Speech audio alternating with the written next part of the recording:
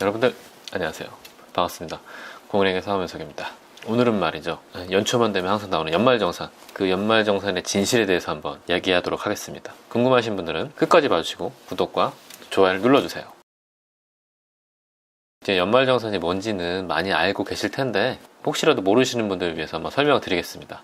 월 급여 받을 때마다 세 전이 아니라 세금을 다 뗀 세후로 급여를 받잖아요. 이렇게 매월 조금씩 세금을 떼는데, 그렇게 이제 매월 떼는 것을 원천징수라고 하는 거고, 연말정산은 그 어떤 근로자가 1월 1일부터 뭐 12월 31일까지 1년치 총 받을 급여에다가 이 사람이 정확하게 낼 세금이 얼마인지를 계산한 다음에 그 원천징수 됐던 세금과 비교해서 많이 냈으면 다시 돌려주고, 적게 냈으면 더 내고, 요런 이제 정산을 한번 하는 거예요.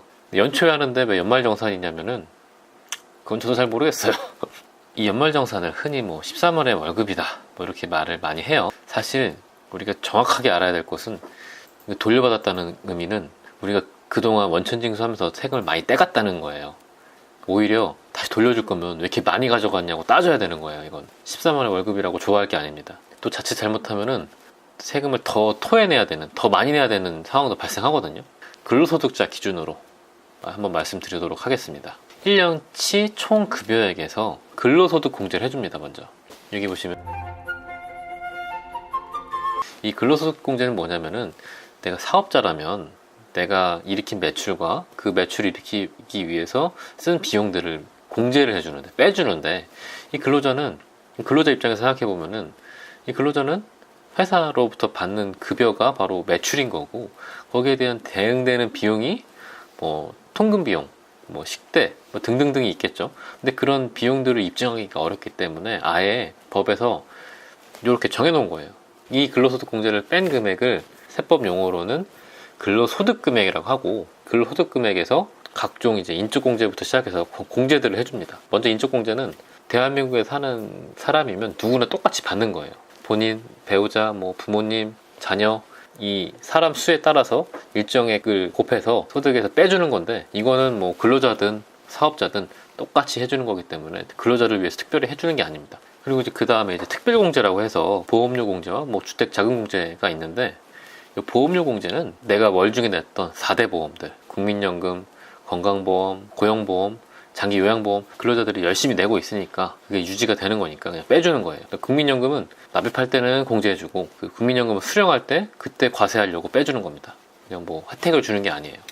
반면에 이제 주택자금 공제는 주택과 관련된 뭐 청약저축을 불입한다거나 차입금에 대한 원리금을 상환한다거나 이랬을 때, 물론 다 해주는 건 아니고 근로 이제 소득 요건을 따져서 해주는 건데, 이 주택과 관련된 이 자금은 거의 우리가 생활하면서 필수적으로 지출하는 비용들인데, 그 비용들은 공제해 준다는 거는, 요거는 혜택이에요. 요거는 혜택. 그리고 이제 기타 공제들을 해주는데, 기타 공제도 되게 많아요. 근데 그 중에서 이제 신용카드 공제에 대해서 좀 말씀드릴 게 있는데, 원래 취지는 요 신용카드를 씀으로써 그 신용카드를 받는 매장들 매출이 포착되니까 그걸 장려하려고 만든 좀 한시적인 법이었어요. 요건.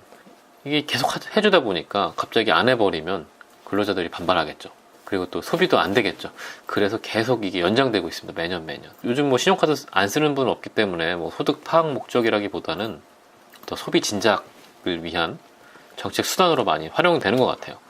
뭐 전통시장에서 쓰면 더 많이 해준다든지 그런 각종 혜택들을 많이 넣고 있는데, 좀 생각해 봐야 될 것은, 정말 이제 필요한 지출을 신용카드를 통해서 신용카드 소득공제를 받으면 아주 좋은데, 이게 신용카드라는 게 쓰다 보면은 과소비를 하게 되잖아요.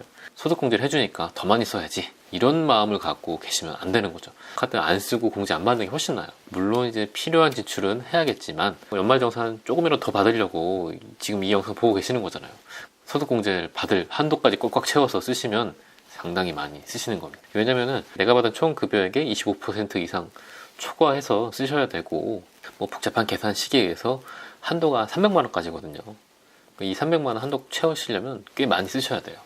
여기까지 공제를 하면은 이제 과세 표준이 나오는데, 이 과세 표준에서 세율을 곱해서 산출세액이 나옵니다. 현재 이게 바로 현재 우리나라 소득세 세율 표인데요. 그러니까 1200만 원 이하부터 5억 초과까지 이렇게 세율이 분포되어 있습니다. 최대 42%까지 세율이 돼 있어요. 상당히 높죠. 그러니까 우리나라 지금 대졸 초임이 2018년도 대졸 초임이 한 3,300만 원 된다고 하니까 이것저것 해서 뭐 공제 받고 이것저것 빼면은 15% 구간이 제일 많을 것 같아요. 이제 산출세액에서 여기다가 이제 세액공제를 해주는데, 이 세액공제는 아까 말씀드렸던 건 이제 소득공제인 거고, 소득공제는 아까 보셨듯이 내가 받은 총 급여액에서 시작해서 뭐 이것저것 이제 빼줘서 이 빼준 걸 갖고 세율을 적용해서 세금을 계산하는데, 이 세액공제는 이 아래에서 빼주기 때문에 내가 결정된 세금에서 바로바로 차감을 해준 거니까 훨씬 좋은 거죠. 또 이 세액공제도 워낙 다양하고 그때그때 정부 정책에 따라서 추가되거나 뭐 축소되거나 뭐 이러다 보니까 그 모든 얘기를 할 수는 없고, 제가 지난 영상에서 중소기업 취업자들에 대한 소득세 감면에 대한 영상을 올린 적이 있거든요. 그것도 참고하시고, 그리고 의료비 세액공제에 대해서도 한번 올린 적이 있습니다. 그것도 한번 참고하셔서 보시면 도움이 될 것 같습니다. 제 이번 영상의 핵심은 사실 이 얘기를 하려고 설명이 좀 길었어요. 이 세액공제 중에서 연금계좌 세액공제라는 게 있습니다. 이거는 뭐냐면은 개인 연금 저축을 가입하면은 일정액을 세액에서 빼주는, 세액에서 공제해주는 뭐 그런 제도인데, 이 연말만 되면 뭐 12월 달만 되면 뭐 13월에 보너스라고 해가지고 막 광고를 엄청 해요. 금융기관에서 연금저축 가입하라고. 뭐 언론에서도 그렇고 정부기관에서도 그렇고, 이 연말정산 얘기만 나오면 연금저축이 꼭 나와요. 실제로 제가 호갱이 된 사례를 말씀드리겠습니다. 내가 납입액에서 뭐 지방소득세까지 하면 뭐 13.2%에서 최대 16.5%까지 세액공제를 해주는 뭐 제도입니다.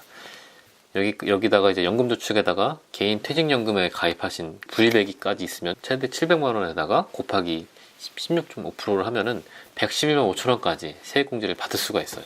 이것만 보면 꽤 크죠. 근데 문제는 이 연금저축이라는 게 최소 5년에서 뭐 10년까지 불입을 해야 돼요. 계속. 그리고 중도 해지하면 내가 낸 원금도 못 받아요.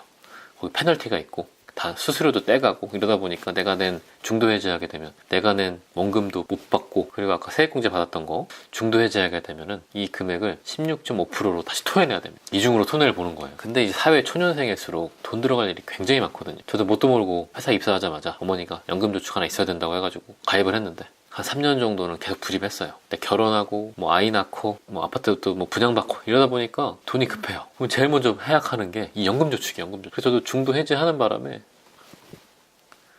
호갱이 됐죠. 상당히 많은 손해를 보면서 눈물을 머금고 해약을 할 수밖에 없었습니다.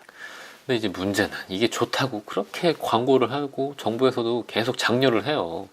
근데 가만 생각해 보면은 뭐 금융기관이야 뭐 자기네들 영업이니까 뭐 광고하는 거 이해가 되는데, 정부는 이런 세제 혜택을 왜 주냐 생각해보면 사실 국민연금, 이 공적연금에서 다 그 어떤 개인의 노후가 보장이 안 되기 때문에 이런 개인연금을 들도록 유도를 하는 것 같아요. 제 생각에는 연말만 되면 광고도 많이 나오고 기사도 놓치지 말아야 할 뭐 연말정산 해가지고 항상 나와요 이게. 그러다 보니까 가입 안 하는 사람들은 왠지 가입해야 될 것 같고, 사회 초년생일수록 어때요? 중도 해지할 확률이 높죠. 그럼 중도 해지하게 되면 어떻게 되겠어요? 금융기관만 좋은 거예요. 이거는 내년에는 또 새로운 사회 초년생들이 나올 거 아니에요. 그럼 그 사람들이 또 가입하고 또 중도 해지하고 저처럼 호갱이 되는 거예요. 제가 드리고 싶은 말씀은 이 연금저축 가입은 좀 신중히 하셔야 된다는 겁니다. 내가 5년 이상 불입할 의지와 여건이 되는지를 꼭 확인하신 다음에 가입하셔야 됩니다. 이게 뭐 사실 그 불입 기간 5년 이상 불입하시고 그 수령하게 되면 뭐 그 금융기관에서 설명하는 혜택들을 받을 수 있죠. 근데 문제는 이제 중도 해지할 확률이 매우 높다는 거예요. 그걸 유지하기가 너무 힘들어요. 그 5년 이상을. 그래서 제가 추천드리는 방법은 그냥 일단 사회 초년생이시라면 그냥 뭐 금융기관에서 금리가 높은 비과세 상품 하나 찾으신 다음에 거기에다가 돈을 한번 모아 보시는 거예요. 사실 이게 금리도 뭐 높진 않아서 내가 만기 때 받는 금액은 그렇게 많진 않을 거예요. 근데 제가 왜 추천드리냐면은 저축은 뭐 3년, 뭐 1년도 있고 뭐 3년도 있을 거고, 그 내가 바로바로 뭐 이자는 얼마 안 되지만 바로바로 이제 딱 얻는 성취감이 있거든요. 이게 뭐 대단한 수익률을 얻어서 좋은 게 아니라 소비를 억제하고 절약하는 게 습관이 생기는 거예요. 그렇기 때문에 제가 제 주변에 이제 뭐 후배들을 만나거나 연말정산만 되면 많은 질문을 하세요. 그래서 제가 항상 해드리는 말씀은 연금저축 이런 거 가입하지 마시고 그냥 비과세 상품에 가입하신 다음에 돈을 모아보시라고. 종잣돈을 모아야 뭐 그 돈을 불리는 거니까 종잣돈 모을 정도만 한번 해보시길 바랍니다. 갑자기 제가 손해봤던 게 생각이 나서 좀 흥분을 했네요. 아무튼 이미 가입하신 분들이 있다면은 그냥 웬만하면 그냥 쭉 유지하시고 중도 해지하면 해지할수록 본인 손해나는 거 꼭 잊지 마시고요. 오늘 영상은 여기까지고요. 다음 영상에서 뵙겠습니다. 안녕.